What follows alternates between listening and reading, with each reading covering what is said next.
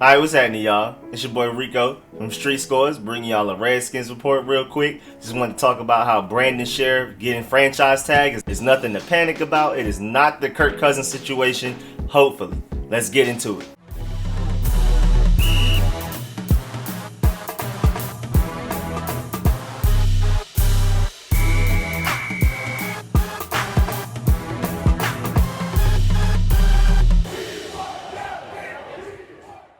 So along with Matt Judon, Yannick Ngakoue, Hunter Henry, and Justin Simmons, who we wanted, Brandon Scherff has now officially been franchise tagged. One of the best guards in the league when healthy, and it's a non-exclusive tag, which is what usually happens for non-quarterbacks. He turned 28 in December, so he is still young. Definitely should still have his best years ahead of him, but that's as long as he can stay healthy. Over the past 2 seasons, he's missed a combined 13 games, even though some of those last few games in this past season, he could have actually played if it was necessary, but since we were already pretty much tanking, it was like, might as well go ahead and get this surgery, sit out, rest, so I can be 100% to go for the next season. So we got to take away some of those games, but still, he's missed a considerable amount of games over the past 2 seasons. But at the same time, he is a rare talent. And Ron Rivera and the gang have already said that he's a centerpiece of the team going forward. So he's one of those core players that Ron Rivera was talking about. In the very beginning, when he first got here, he said he wanted to identify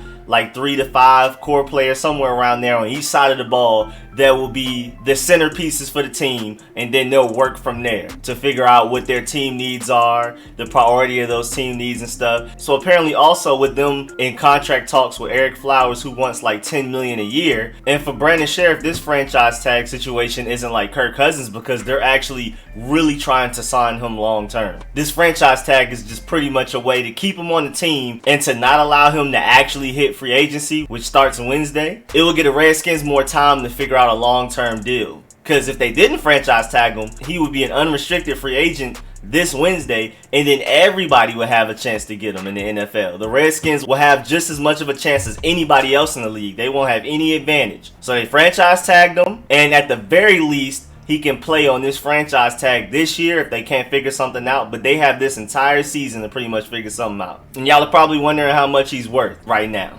Well, first of all, he didn't miss a game his first 2 seasons. Since the Redskins have been very bad, his health has declined a little bit. So maybe that has something to deal with it. Maybe when the Redskins are winning, he's healthier. Or maybe it's like a chicken and the egg theory. Well, maybe the Redskins are winning more because Brandon Scherff is healthy. But to look at it in an optimistic point of view, maybe if the Redskins are winning more, Brandon Scherff will be available more. But according to Spot Track, his market value is only $12.4 million a year, which is weird because he'll be paid probably around $16 million just this year on the franchise tag. That's probably why he didn't budge and was like, when in doubt, they'll just tag me because I'll get paid more this year on the franchise tag than I would per year from any team that's willing to offer me any long-term deal.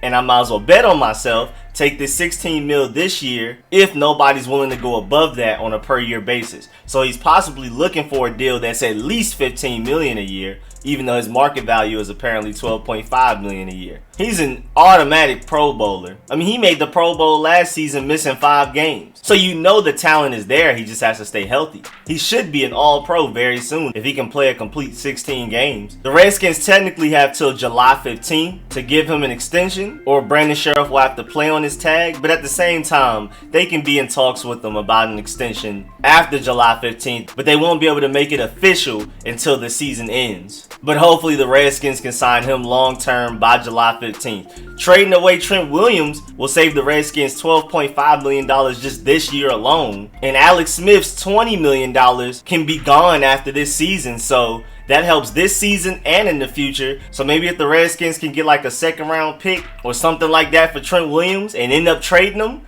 that will save the Redskins a lot of money. But you can already tell from how Ron Rivera is playing this that so far teams haven't offered enough for Trent Williams. They don't think he's worth a 2nd round pick or better. And the Redskins will not budge, and they will not just give Trent away for pennies. So they will not trade away Trent unless they get the compensation that they feel is fair. So basically, if no team gives the Redskins a 2nd round pick or higher, then Trent Williams will be forced to report. And either he'll play or he'll sit out just like he did last year. But back to Brandon Scherff. If the Redskins find a way to trade Trent Williams, then extending Brandon Scherff before July 15th becomes way easier. That's a lot more money to spend on free agency, to extend Brandon Scherff, to extend Ereck Flowers, all kinds of people.